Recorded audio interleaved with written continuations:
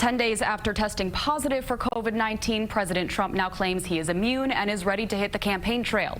CBS 2's Tom Hansen reports. In a Sunday interview, President Trump said he believes he is now immune from the coronavirus. It looks like I'm immune for, I don't know, maybe a long time or maybe a short time. It could be a lifetime. Nobody really knows, but I'm immune. It's not yet known how long immunity from the coronavirus might last after a patient is infected. During his treatment for COVID-19, President Trump received an experimental Regeneron Pharmaceuticals antibody cocktail, which he called a cure. So the president is in very good shape to fight the battles. On CBS's Face the Nation, Regeneron's president and CEO was asked about President Trump's claims. So the president's case is a case of one, and that's what we call a case report.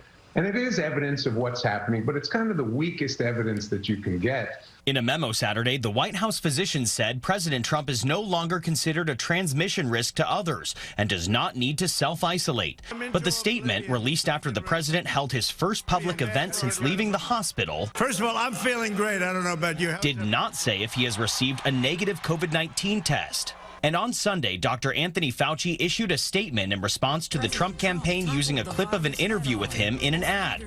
The ad made Fauci appear he was praising the president's coronavirus response. Fauci said, "The comments attributed to me without my permission in the GOP campaign ad were taken out of context from a broad statement I made months ago about the efforts of federal public health officials." Fauci says in his nearly 5 decades of public service, he has never publicly endorsed any political candidate.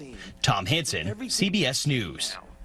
Well, President Trump plans to return to campaigning tomorrow with a rally in Florida. Democratic candidate Joe Biden has campaign events scheduled in Ohio.